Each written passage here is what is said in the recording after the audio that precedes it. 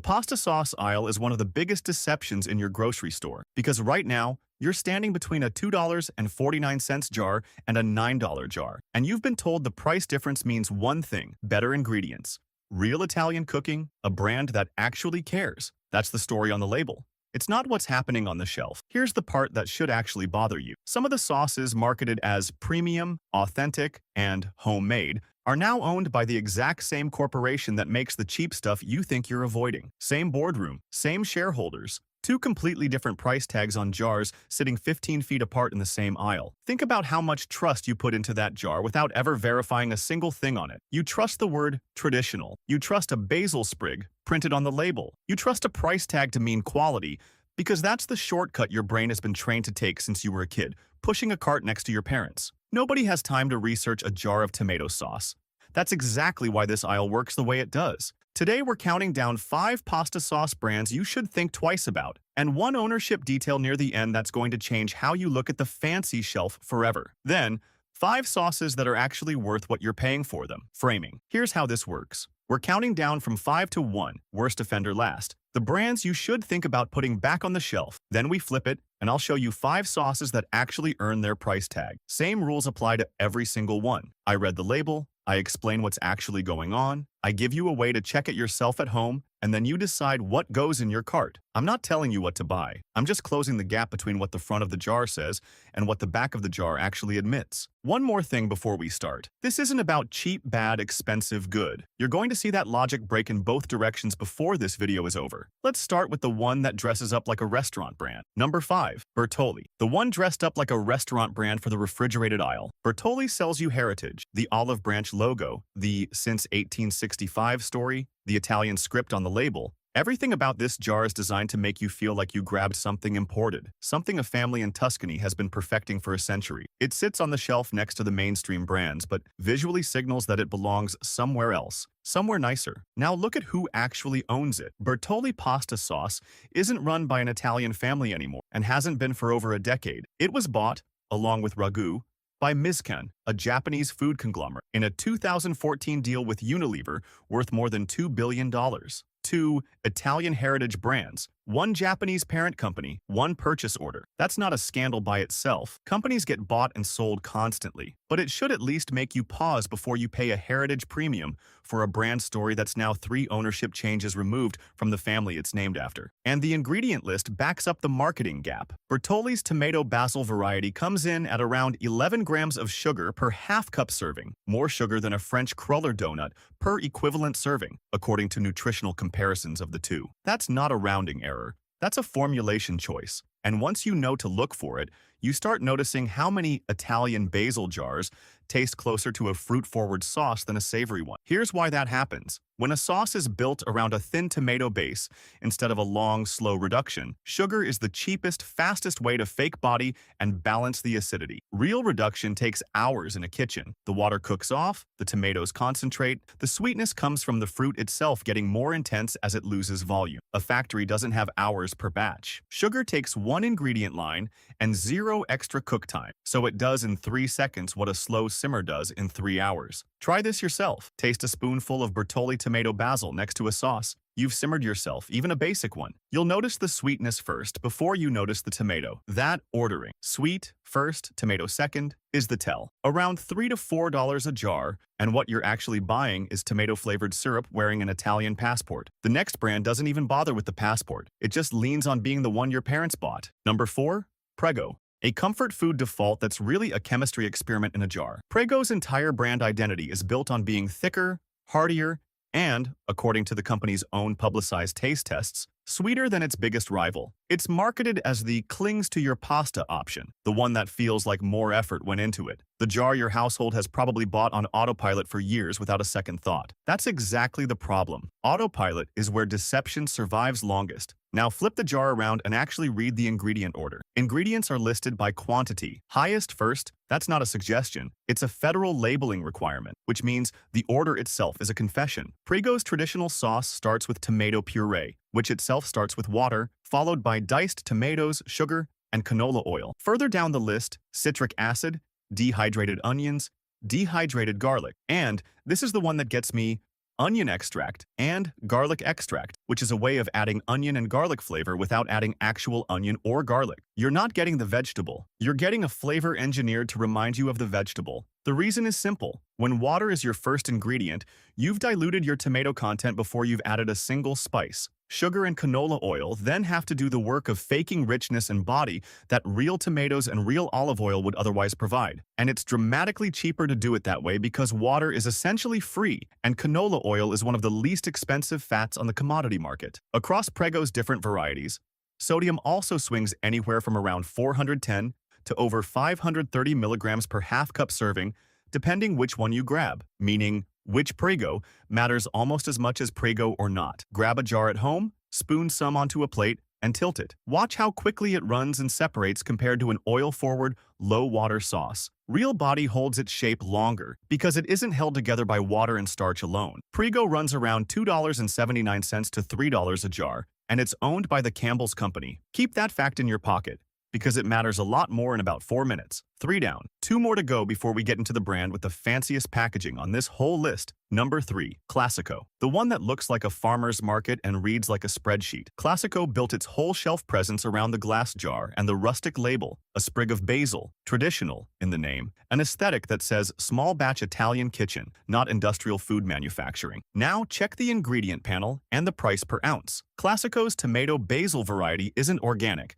despite the farmer's market branding, and still lists added sugar and citric acid in the mix. Roughly 5 grams of sugar per half-cup serving, most of it not naturally occurring in the tomatoes. And per ounce, Classico frequently prices above Ragú and Prego for a nutritional profile that isn't meaningfully different. The real cost driver here isn't the tomatoes. That glass jar and that rustic label cost real money to design and produce, arguably more than the marginal cost of the ingredients themselves. You're not paying extra for tomatoes. You're paying extra for the jar's aesthetic. Next time you're at the store, put a jar of Classico next to a jar of Ragú and check the price per ounce, not the price per jar. The gap is almost entirely image, not ingredients. The verdict: you're buying a farmhouse fantasy printed on the same industrial formula as the brand one shelf over. If Classico is selling image, the next brand is selling nostalgia, and it's the single most used pasta sauce in the country. Number 2. Ragú, Old World Style. The Old World name attached to a very New World company. Ragú's whole naming strategy leans on nostalgia. Old World Style, evoking a grandmother's kitchen,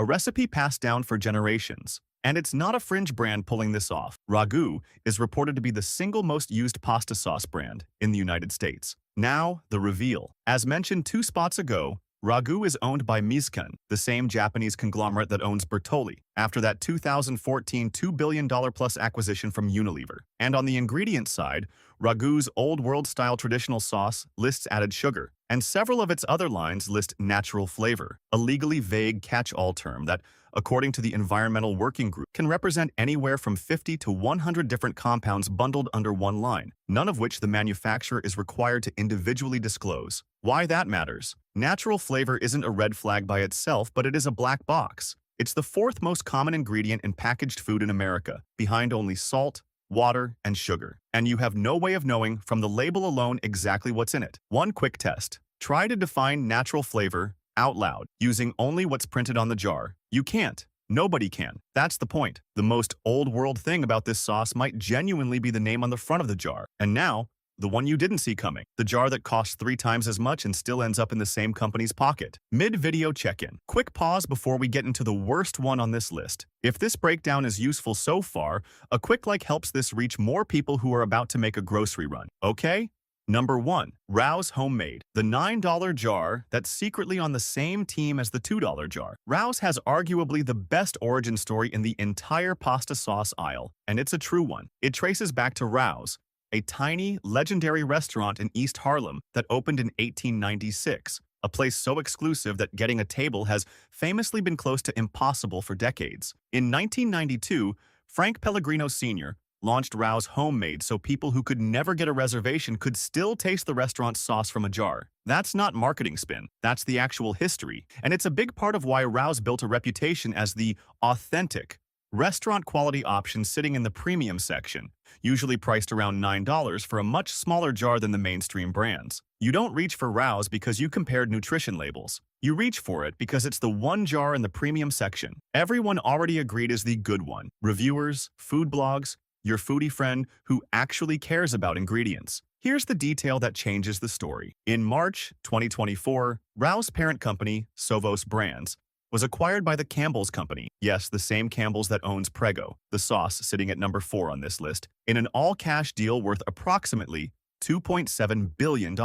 Rao's has since grown into a billion-dollar brand inside Campbell's portfolio, and it didn't stop there. In 2026, Campbell's went further and bought a 49% stake for $268 million in La Regina, the Italian manufacturer that has produced Rao's sauce for more than 3 decades, tightening the ownership loop even further. The incentive is straightforward. Premium, authentic brands are enormously profitable acquisition targets for big food companies because the whole value of the brand is the perception of independence. The acquiring company has every financial incentive to keep that perception exactly as it is. Glossy Italian heritage on the front, quiet conglomerate ownership in the SEC filings. Before your next grocery run, look up who currently owns your favorite artisanal pantry brand. You'll be surprised how often the answer is one of 5 or 6 massive parent companies. If the brand you bought specifically to escape big processed food turns out to be owned by the same company sitting 2 shelves down at a third of the price, what does that actually tell you about how much a price tag protects you? Pivot. Now that you know what to avoid, here's what's actually worth buying. Good pick. Ragú. Simply proof. The same company can do better when it chooses to. Yes,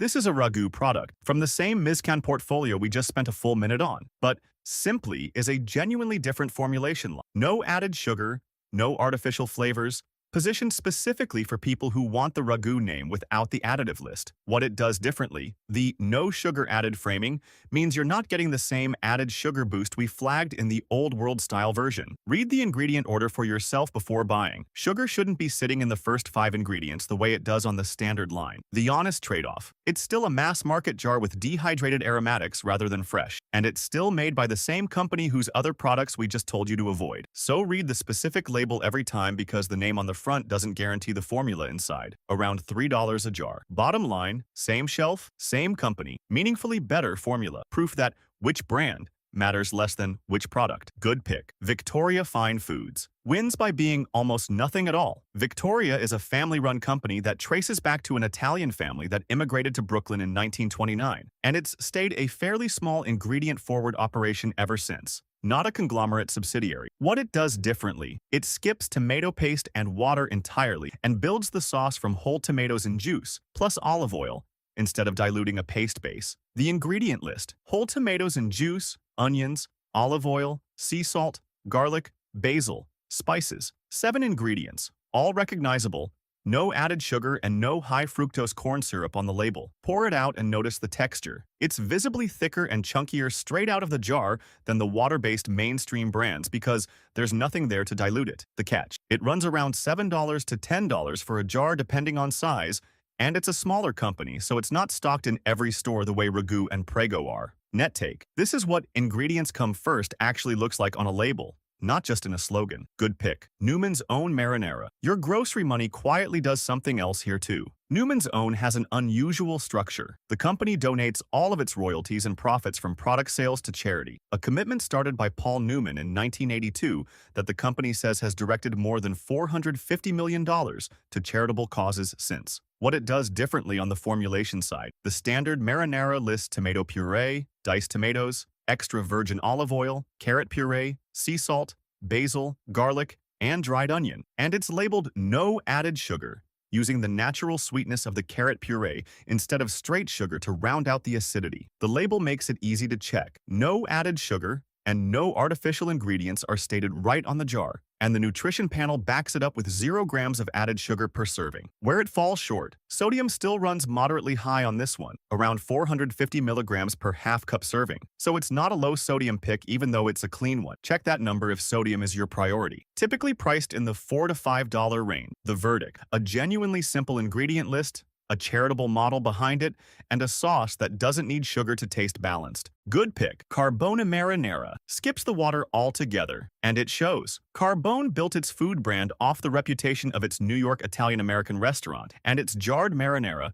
is frequently used as the benchmark for closest to homemade in independent ingredient comparisons, specifically because of one structural choice. What it does differently, unlike Ragú and Prego, which start with a tomato paste and water base, Carbone's marinara is built without added water at all, or whole tomatoes, not a diluted puree, form the base of the sauce. Taste it side by side with a mainstream jar and pay attention to concentration. Carbone reads as noticeably less watery and more tomato-forward, specifically because that first ingredient isn't water. What you're really paying for, it's a premium price point, often over $10 a jar, and part of the cost funds the restaurant brand's name recognition, not purely the ingredients. In short, the closest jarred sauce to something you'd actually simmer yourself, at a price that assumes you'd rather not. Good pick. Homemade, canned whole tomatoes, plus olive oil plus garlic. Costs more time than money, not more dollars. Every jar on this list, good or bad, is solving the same problem. How do you sell you a shelf-stable version of something that's traditionally cooked fresh? The most direct way to sidestep every single trade-off we've discussed is to skip the jar completely. What it does differently,